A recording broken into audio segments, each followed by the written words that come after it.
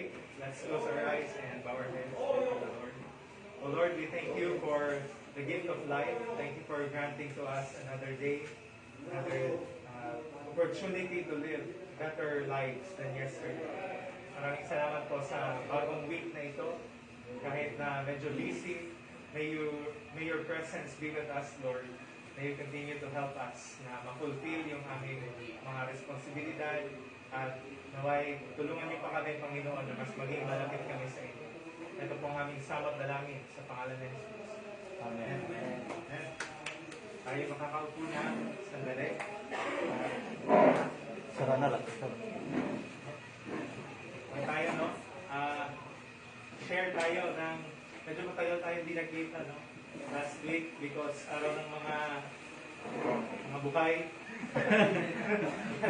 last week, walang pakakaling. So, pero nakalila pa ba, no? May kuwan kayo. Diyos, di ka siya. Sinit ka rin. Sinit ka rin. Basta pulis, waray kuwan, waray off. Holiday. Anyways, what are you thankful for sa Panginoon? Sige nga, isa-isa tayo. Ano yung ipapasalamat sa Panginoon? Thank you, Jesus. Kung dihabuli, salamat yung health, okay, word. Wala. Yes. Palapak kay sir. Ayun na. Ma'am, yun po.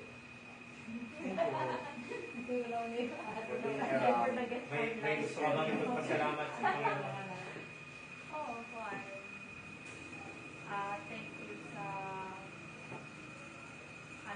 mga blessings, sa daily blessing yung pag-blessing sa Panginoon. Amen. Thank you. Thank you, Lord. Thank you for the safe travel. Always, nag-alay pa ulit kami. Sa panimala, ito ang traveler. Na everyday na mga anak dito sa atin. Safety. Lakap. Pwede. Nagpapasalamat ng Lord na natagdihan ang kinabuhay na bisan kung makasasala at kung pag-iag na tayo ng Diyos para makasunod ito yung mga kabarot ko. Thankful lang na adaptahin na yung sugarin yung mga activity para mga communicative mga person dito. To God be all the glory. Yes. Thank you, Kuya. Thank you. Tinagan ako yung oportunidad. Dapat lang yung lugangan na ako yung kinabuhi din ng adlaw. Nitagan ako yung oportunidad nga bumati nga makapag-share itulong ng Ginoo. Ay maaram ako pinaagi ay madadal kay nga hindi nabiya ng Ginoo na to. Thank you. Thank you.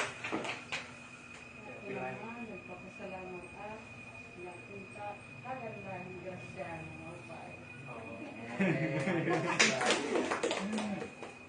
Ako ang papasalamat at matanan niaging hatag sa akon. Akong pamilya, matanan din sa amon. Akong mga ONTS family, akong good health, akong safety, basta matanan Lord. Salamat sa matanan ng mga kasalanan. Salamat sa mga nakakakuan yung pamilya na nakaka-realize na nakakasalamat. Thank you. Ano ko yung sabi mo, lahat, pati ko nga problema, no? Hindi niya susunod. Ako naman, papasalamat ako sa Ginoo kahit dali na magpasko. Akala ko di na ako umabot sa Pasko kasi siguro magugunaw ulit kasi muna dahil yung pandemic. Pero God's grace, no, na He has sustained us for how many months at marila sa buta sa daglit na no, nagdito yung panahon. So hanggang ngayon buhay pa tayo. Salamat sa Panginoon. Salamat na natin. Alright, ngayon gusto ko pong magbahagi sa inyo ng spiritual na ayuda. Yan ang aga. So, if you have your Bibles, maganda may Biblia tayo. Pakibuksan yung ating Bible.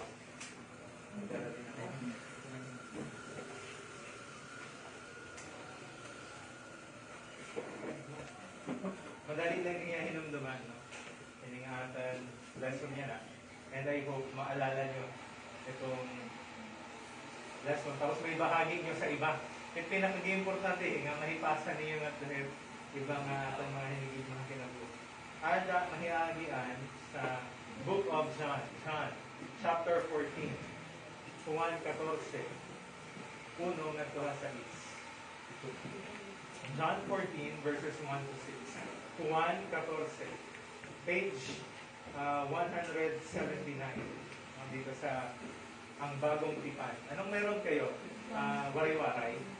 Tagalog. So, babasahin natin. John 14, verses 1 to 6. Alright? Nandyan na kayo? Amen. And so, babasahin ko. Ako muna yung unang verse, kayo yung sunod. Salitan. John chapter 1, verses 1 to 6.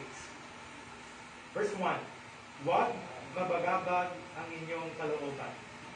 Sumampalataya kayo sa Diyos, sumampalataya din kayo sa akin. Verse 2. Sa bahay ng aking ama ay sasabihin ko, hindi ko dito. Sasabihin ko ba sa inyong pupuntahan kung upang napagtanda ko kayo ng inyong natitirahan? Verse 3. At kapag ipaghanda ko na kayo ng matitirahan, ako'y babalik at isasama ko kayo upang kayo'y makapiling ko kung saan ako naroon. At alam ninyo ang daan patungo sa pupuntahan ko. Sinabi sa kanya ni Tomas, Panginoon, hindi po namin alam kung saan kayo pupunta. Paano namin malalaman ang daan? All together. Sumagot si Jesus, ako ang daan, ang katotohanan, ang buhay. Walang makapagkasama kundi si pamamagitan. Sabi ko kanina, ito ay mga spiritual na ayuda para sa atin. No? Sa John chapter 14, verses 1 to 6, makikita natin kung ano yung binibigay sa atin ni Jesus. What Jesus can offer us. Maraming tao, hindi nila alam to. Mapalad tayo at tayo'y nakakapakinig ng salita ng Diyos. At may blessing, no? May blessing tayong tatanggapin kung isa sa puso natin ito. Yung pinakauna na ibinibigay sa atin dito ni Jesus ay peace. 4 na peace ito, ha? 4 peace. Kay spiritual na ayuda. So, ito unang ay ginahatag, peace. Pag-isabi nga sa katabi, peace be with you. Peace be with you. Yun yung message ng Pasko, no? Peace on earth, sabi nila. Pero makikita natin sa verse 1, basahin natin sabay-sabay. Ready, go. Huwag mabagabag ang inyong kalooban. Sumampalataya kayo sa Diyos. Sumampalataya din kayo sa akin. Sa nature ng work ng mga pulis, medyo may intensity, no, Danay? May kaba, no? At times, you get fearful about your work. Okay? It's between life and death at times, no? Or it's between your family's safety. Bisan na kuno diri ka, bisan na kuno hika mo nala, ayaw na yung mga pamilya na mga halib, no? Kasi ibang usapan na yun. Pero si Jesus, He reminded His disciples dito na ano daw? Dapat huwag silang mabagabag. Paano inyak na ni Jesus? Ini nga, huwag kayong mabagabag. Alam niyo ba, na sinabi ito ni Jesus nung sila ay nasa upper room. Okay? Bago yung Holy Communion, bago maghuling hapunan, sinabi ito ni Jesus sa kanyang mga disipulo. Sapagkat, ang kanyang mga disipulo nababagabag na hira. Nahadlok hira. Kaya no, yung bukang bibig ni Jesus, parati niyang sinasabi, aalis na ako. Ako'y lilisan na. So, ano yung mga disciples, syempre, tutulbaon. Diba? Ikaw daw lain. Jesus. Dahil nila maintindihan pa, ano na. Kung ano niya karibot sin ganyan mabayad na niya. Pero what Jesus meant was that He will die for their sins. For our sins. Now, ano mapipil nyo kung may niyo close na sangkay or relative, sasabihin nila, baka ito na ang huli nating pagkikita, hindi na kita magkikirita. Ano di aabatan? Sugahin. Nagpapaalam na yun. Last day sa Ano po, maser, ayaw ba, magyayakan din. Di ba, maser request? simba. Pero, sa totoo lang, hindi natin maiiwasan. People come and people go in our lives. But, Jesus, knowing this, He had empathy with His disciples. He said, huwag kayong mabagabag. Pakisabi sa katabi, huwag kang mabagabag. Damo yan ang kapanahon ni tatong pwede kahulog, di ba? Damo yung tatong pwede ikabaraka. Pananglitan din nga COVID-19, no? Dati, nung nag-umpisa pa lang ng lockdown, kinakabahan talaga ako. Lalo na nung na-quarantine ako sa facility, no? Sa Burungan. Buong church namin. Kasi may frontliner kaming member. Patananda mo kami kasi nag-worship service, no? Ano ba, nung nagkasakit din ako, siguro, pero hindi ako nagpa-check ng quarantine lang. Pero nakakalatamborong talaga COVID talaga. Kasi makuri nga, sipon yung batok. No? So, dito nga, di ba, sa stasyon, meron din tayong kasamahan na nagkaroon ng sakit, no? Pero, damo yan ang panahon na pwede ikabaraka. Pero nasa rin, don't worry, no? Don't be afraid. Anong opposite ng fear? Anong opposite kahadlek? Ha? Ayaw kahadlek. Tama. Yung opposite ng fear, faith. Mabasahin natin. Verse 1. Huwag mabagabag ang inyong kalooban. Anong solusyon? Sumampalataya kayo. Kanino? Sa Diyos. At sumampalataya din kayo sa atin. Anong sinasabi ng Panginoon? Yung opposite ng fear, faith. Faith is the bridge between panic and fear. Kung may natin pagtuo, diri ka, mababaraka, diri ka mahadlok, magkakamayan ang iyong kamurayaw. As I work with police officers, during my internship dito sa academy, sabi ko, napaka-costly ng peace. No? Kamurayaw, gimamahali yung parora, kaya nakupagsiri. Because, for you to maintain peace and order, you need a budget ng national government para armahan mga pulis, sundalo, gimamahali peace. Para sa isang nation na magkaroon ng peace, kailangan may mga nuclear weapons, no? America, ginamit nila nuclear weapon, may mga aircraft carrier, may submarine, ginagastuhan talaga for the sake of, quote-unquote, peace. Para magkaroon ng peace, kailangan mo ng mga armas. Pero Jesus, contrary to what the world is teaching us, Jesus offers genuine peace. Di niya kalibutan, peace coerced at times. Ginagamitan in fear para, di ka makahadlot, may dadang armas din eh. So, mga NPA, nahadlot naman. Kung may dadang, tutulaw mga NPA, dapat peace on earth. Pero, tingnan natin, di ba? Para ma-maintain yung peace, gilda mo yung kwarta at gagastuhon. Pero si Jesus, hindi ganon yung kay Jesus. He offers the true peace that we truly need. Okay? Siguro, ito yung dapat nyong marinig. Siguro may pinagdadaanan kayo sa buhay ngayon. Hindi ko alam, pero alam ng Panginoon. Siguro nasa limiyahan niya na, huwag kang mabagabag. Ano may ngayon mga kapulot? Ano may ngayon mga plano ka pinabuhi? Huwag kang mabagabag. So that's the first thing that God gives us through Jesus Christ. Ano yung number 1? Peace. Everybody say peace. Peace. Peace. Kamurayaw. Kamurayaw, di pagit napapalit ng kwarta.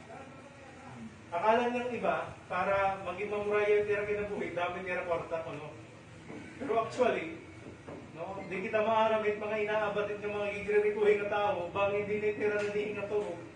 Kaya no, ibabantayan na nirang nga tanan permit, pero mga manggat.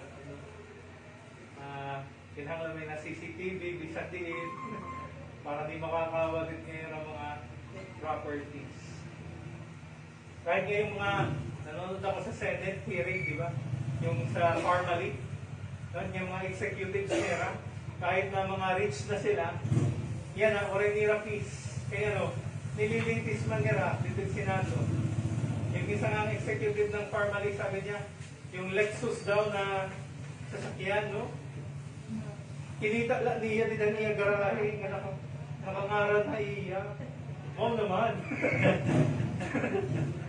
Sana all. No, may Lexus na sports car. Pero makikita ta, may kaakibat na judgment yung mga taong gumagawa ng katiwalian. No?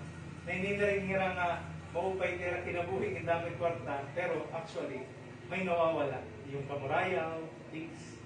No? Nanay nagkakaburog lagi pamilya, direct ka piraso matuna, nag-aaragway. No? So walang peace. But God, through Jesus Christ, offers us peace. Genuine peace. Number 2. Ano yung pangalawang letter P na binibigay sa atin ng Panginoon? Verse 2, pakibasa. Sir Maslares, kita niyo. Gabayan ng aking ama ay maraming nasilid. Kung hindi ito totoo, sasabihin ko, ba sa inyong pupunta ako roon upang ipaghanda ko kayo ng inyong matitira. Alright. So ang sabi dito, Jesus does not only give peace, Jesus also prepares for us a letter T, place. Ano na? Peace. Pangalawa? Place. Sabi dito, sa bahay ng aking ama ay maraming silid. Kung hindi ito totoo, sasabihin ko ba naman sa inyo kung saan ako pupunta? Sabi niya, so, ipaghahanda ko kayo ng inyong matitirhan. Wow! Ibig sabihin ngayon, itatanong Rukiel, diri dinhi. Diri kita permanente dinhi. May tamas angay pagandaman nga Rukiel. Dito ha, piling, halangit at Ginoo. No? Yung iba, nagpapakasasa dito no, sa pag inandamit balay nga kung ang Rukiel. Sino ba naman ang ayaw ng tahanan, no? Na masasabi mong matitirhan mo. Pero, di ba, natuto tayo sa Yolanda, no? Na kahit gaano kalaki yung bahay, pwede ngayon ma-wash out, marito mapubre, nangangaroon ayuda. Speaking of Yolanda, kailan yung anniversary ng Yolanda? Ngayon, no? Oo. So, holiday tayo. So, makikita natin, no?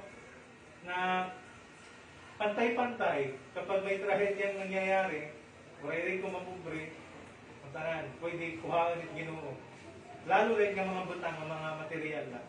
Pero sa langit, sabi ng Panginoon, bibigyan ko kayo ng matitirhan. Verse 3, all together, basahin natin. At kapag ay paghanda ko na kayo ng matitirhan, ako'y babalik at isasama ko kayo upang kayo'y makapiling ko kung saan ako naroon. Wow! Jesus does not only give peace, Jesus does not only prepare a place, He also gives us His letter P, presence. Oh, muntik na! Oh. Everybody say presence. Presence. Ang ganda ng sinabi ni Jesus dito. Sapagkat sabi niya, ako'y babalik at isasama ko kayo upang kayo'y makapiling ko kung saan ako naroon. Ito rin yung Ginoo, nga makaupod din niya, at iya presensya. Yun yung original na plan ng Panginoon. Di ba sa Garden of Eden, ginawa niya yung Eden para makasama ng tao yung presensya niya. Nakakapaglakat niya dito, nakakaistorya niya yung Adan ni Eva.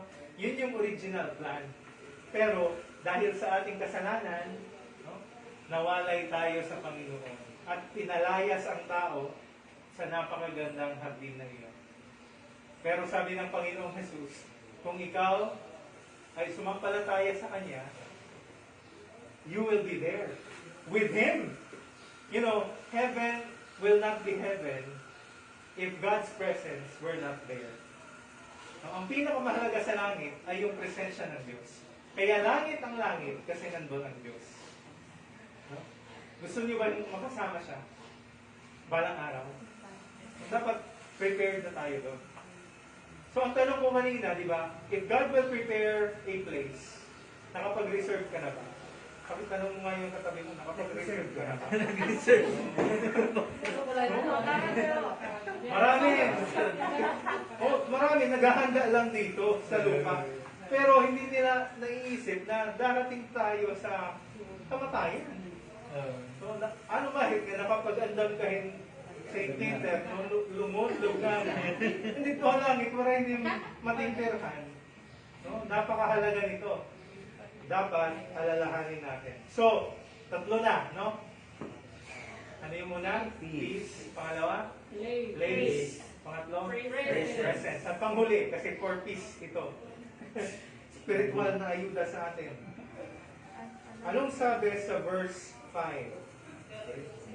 Sinabi sa kanya ni Tomas, Panginoon, hindi po namin alam kung saan kayo pupunta. Paano namin malalaman ang daan? Hindi Tomas, the doubting disciple. Di ba siya parati yung nagdududa? Totoo lang siya sa sarili niya. No, kapag may nagdududa, yan ang pagkiyan na yung Ginoo.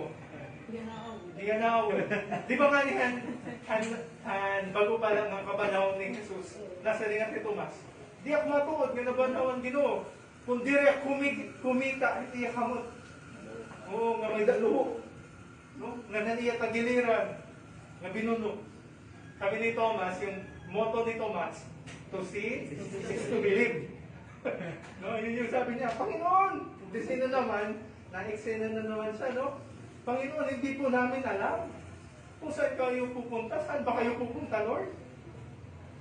Paano namin malalaman ang daan? Anong sagot ni Jesus sa kanya? Sumagot si Jesus, ako ang daan, ang katotohanan at ang buhay. Walang makakapunta sa Ama, kundi sa pamamagitan. So yung last na letter P, ano yun? Ako ang daan. Letter P. Jackpot! Bigyan ng 5,000.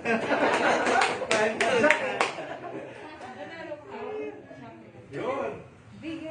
Jesus provides a path. So, apat na. Ano yun? Number 1, peace. Number 2, place. Number 3, presence. At number 4, path. Jesus provides a path. Kapag hindi mo alam kung saan siya naroroon, sabi niya, Tomas, ako ang daan. Ako ang katotohanan. At ako ang buhay. Napakaganda sa English nito. Jesus said, I am the way. Yung article, the way. Hindi niya sinabi, I am a way. He is the way. Ibig sabihin, He is the only way.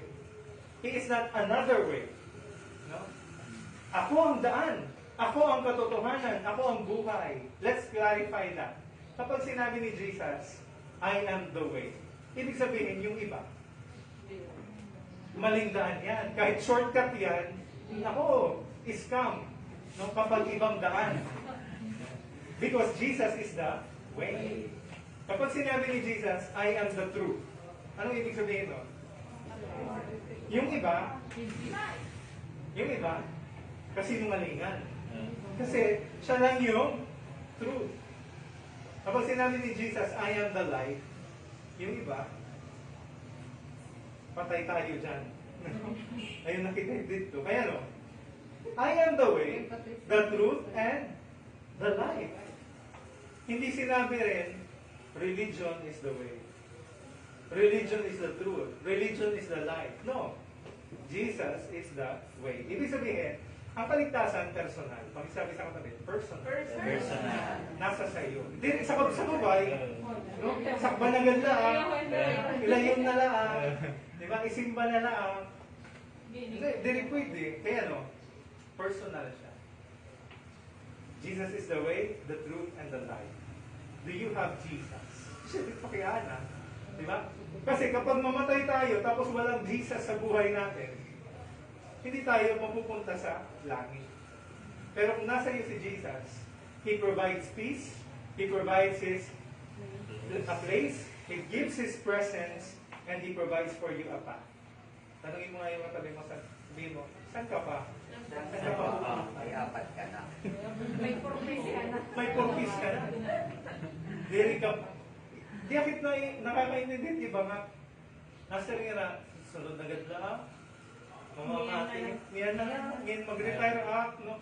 Niyan na, Lord, niyan na lang, maglilingkod na yun, mag-retire na. Full time, Lord. Natawa namin, pakihanap, hindi ka din mag-retire. Hindi ka mag-retire. So, tingin mo, parang yung mga may kakilala ko, sabi nila, magbabakasyon kita, nasa riyan niya pamilya, magbabakasyon kita, mag-retire na ako. Totoo, nagbakasyon sila sa Boracay, pero hindi na siya nag-enjoy. Kasi sila naman niya mo. Sorry naman. Oray niya pa kapag baiting suit. No, hindi na siya na-enjoy. Nasa niya, patapon na noon na nalakon kakitahin. Pagbarakasyon. No? Habang may panahon pa, habang may pag-asa pa, may lakas pa, no? Tanggapin na si Jesus. Sapagkat, sabi nga nila, nasa huli ang pagsisisi. So, apat yun. And let me close with this verse. Doon tayo sa John 6:47. Anong sabi ng John 6:47? Juan 6:47. Kapatandaan niyo sa pagpapatay sa akin ay Sabi nino? Jesus. Jesus spoke this to His disciples, to His followers. Sabi niya, pakatandaan ninyo. Kaya ano, itaw pero hinahingangalimot. No? Nasa rin na Jesus na maliligtas ka, parating nawawala, nawawaglit sa isip. Sabi dito, pakatandaan ninyo, ang sumasampalataya sa akin ay may buhay na walang hanggan. So it's by faith alone that we are saved. Okay? Ang tanong ko, sumasampalataya ba kayo? Anong meron kayo? Buhay na walang hanggan. Kasi sabi niya, ang sumasampalataya sa akin ay may buhay na walang hanggan. Dati, akala ko, hanapot kayo na rin na maliligtas ako. Yung pagbinutan. Hanapot kayo na rin na maliligtas ako kung relihiyoso ako. With all my life, hanapot kinabuhihan muna, simbahan, eskwelahan, balay. Sabi naman ito simbahan, kaya good boy, parang ingat ko langit. Pero niyan lang pa kaintindihan, second year college na, no? Na pinabasa to sa akin ng pastor namin. Pinagkainan lang natin niya, kaloy kung mamatay kaya na, hinga ito pa ba langit. Naghumanap ko, ala ko yung lawas. Kaya di ako makaramuna na ng isa sagbang haiya. Kaya hapon, nasa rin mama, bulutan din mama, may nga tuga adaptin.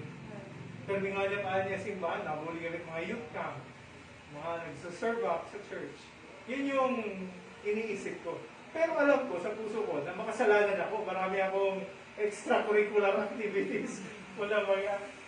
So, oh. So, iniisip ko yun. Sabi ko, naku Lord, parang, wala din pa kasagbang, hanamang pastor, kaniya pagpanginahan. Tapos pinabasa niya to sa akin, John 6:47. Parang nabuksan yung isip ko, na, alam kaya, sabi dito, ang sumasampalataya ay may buhay na wala hanggan. Hindi ko pala kailangan maging trying hard. Because I was trying hard to earn my salvation. Sabi ni Lord, ba't ka nagpipinakapuri? No? Kapag sumampalataya ka, maliligtas ka. So, from then on, I learned that salvation is by grace alone, through faith alone. Hindi ko kayang bayaran. Pero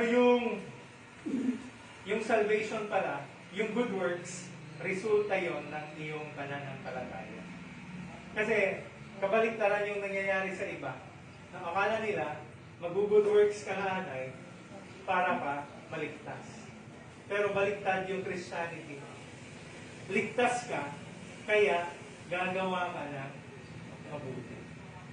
Sumampalataya ka, ligtas ka, your good works will be accepted by God. Dahil sa ginawa mo.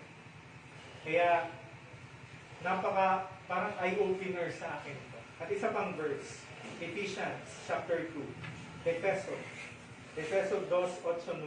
Anong sabi dito? Efeso 2:8-9. Page 316. 316. Efeso 2:8-9. Ma'am Arnie, pakibasa.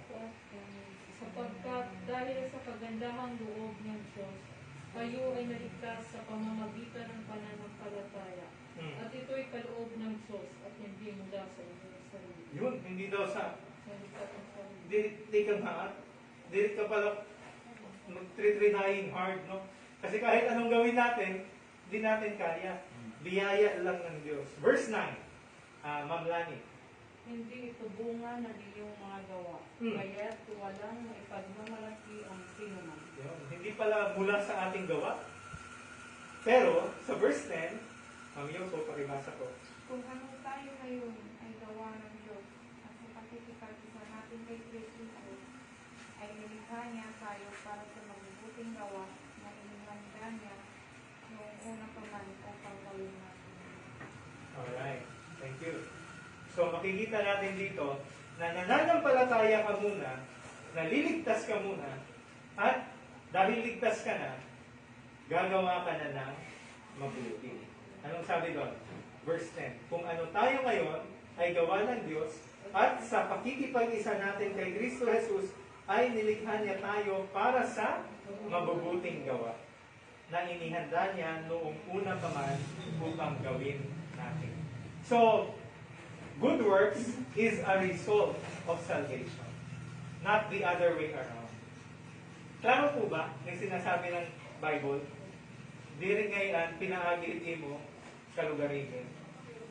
Kaya, walang maipagmamalaki ang sino man. Di rin nga mastering ka, at unang-unta kita halangit, may mastering. Di ba? Anyak ng halangit yan, at ay burutan mo. Di ba? Kinitak mo yun, binuliga ka yun. Di ba? Anyak ng halangit yan, at ay masimbahan na, waray ko awan-awan. Ganun ba? Hindi. Walang maipagmamalaki ang sino man. Sapagkat ang kaligtasan, binigay lang ng Diyos. Kung ikaw ay sasampalataya. So, sino yung proof natin tungkol dito? Yung thief on the cross, di ba? Ang nakatuhan cross, mga makasasala. Nasa rimiyakan Jesus. Yung isa, hindi naniwala. Yung isa, sumampalataya. Sabi niya kay Jesus, Jesus, hinumdumi ako kung naghahadi ka na. Anong sabi ni Jesus sa kanya? Ngayon mismo, dadaling kita sa paraiso. Sinabi ba doon ni Jesus, ay, dapat magpabautismo ka na, anay. Wala naman niya panahon. Pero, sabi, nakapag-member pa ba siya ng church? Hindi na rin. Nakagawa pa ba siya ng mabuti?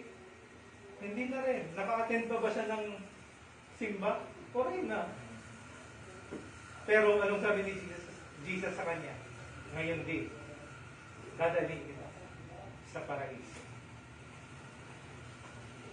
Pero ano at kaibahan kita mga tao? Kita, dahil kita nakaray sa krus. Kaya dapat yung buhay natin, iupol natin sa mabubuting gawa. Okay? So, mag-iba tayo ng sitwasyon sa kanya. Pero to its core, pananampalataya lang ang tanging makapagliligtas. So, sabi ni Jesus sa John 6:47, truly, truly, I say to you, whoever believes has everlasting life. Okay? So, in closing, ano yung apat na binibigay sa atin ni Jesus sa John 14:6? Peace, place, Presence. presence, and act. Ang tanong ko, kanino nyo i-share ito? Ha? Sino yung share nyo? Family. Ano to? Ano to? John 14, verses 1 to 6. Wala din eh. Si-share. Masaring ito not fulfilling. Tatanggatin ko ang full face. No? Spiritual na ayuda. Mamamati. Mamamati. Kahit kayo ba, yung mga pagpulisan natin, nag-share pa kayo sa office, di ba, minsan? Or na-audience ka, mayroong mga security minsan. Pwede nyo ibahagi ito sa kanila actually. You can share this to other people. So, lalo-lalo na sa family members natin. Ito pala yung meron tayo kay Jesus. Alright? May tanong po ba? May tanong kayo? Okay lang magtanong, no? Huwag mahihiyang magtanong. Kung wala na po, tayo'y tumayo. And we will sing a song to the Lord.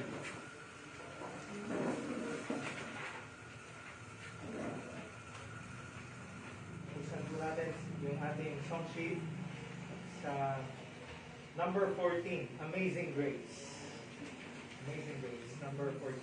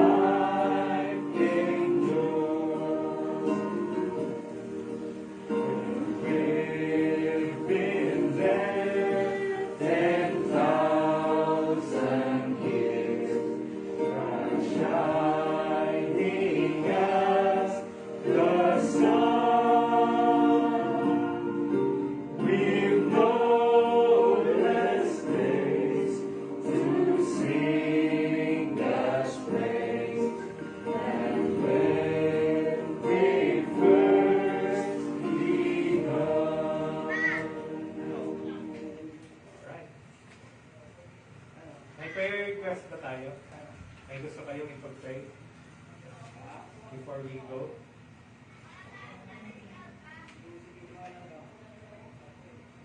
Orita may sakit ninyo.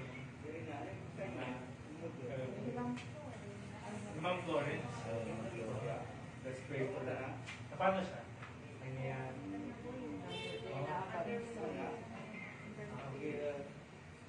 Sige, pray natin siya.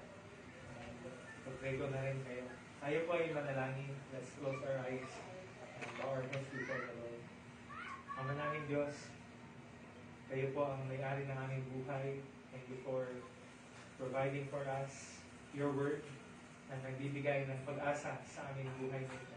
Lord, continue to help us sa aming mga pinagdadaanan. We also remember to pray for Ma'am Florence, especially sa kanyang ailment. We pray for your healing, be upon her. Kung loloobin niyo, Panginoon, naniniwala po kami na walang imposible sa inyo. Ganyan din po sa amin na nandito ngayon, Lord. Pilihin niyo po sana na malusog at masigla ang aming pangangatawan, lalo na sa panahon ngayon. May your help be upon us, O God. May you strengthen us, our physical bodies. At higit sa lahat, dalangin ko rin po, Panginoon, yung aming spiritual na mga buhay, hindi namin pabayaan. Tulungan niyo kami na maipasa yung mga katotohanan na ito sa mga mahal namin sa buhay. Lord, na kami po ay maging handa na sa panahon na kung tatawagin niyo na kami, wala na kaming dapat ikabahala pa sapagkat alam namin na mapupunta kami sa inyo. Salamat po dahil sa pag-asa na mayroon kami kay Kristo Jesus. Lord, I also commit to you our police officers dito sa oras. Maraming salamat po sa buhay nila, maging sa mga NUPs. Lord, salamat o Diyos, itira paningkamot nga magkamayaday kamurayaw, itaman sa syudad. I pray that you will continue to protect them in their line of work. And you also bless their families, Lord. Tulungan niyo po na sana yung mga tahanan namin mapuno ng pagmamahalan. At tulungan niyo rin po kami, Panginoon, na i-introduce sa kanila ang inyong salita. Salamat po, Panginoon, sa buong araw na ito. Samahan niyo po kami sa linggo na ito, Panginoon. Be with us. May your protection be upon us. And may you continue to strengthen us through your word. In Jesus' name we pray. Amen. Amen. Thank you, Ma'am Sir. Good morning. God bless you. Groupie tayo pala. Groupie. Pinag-stop ko lang na ano. Finish.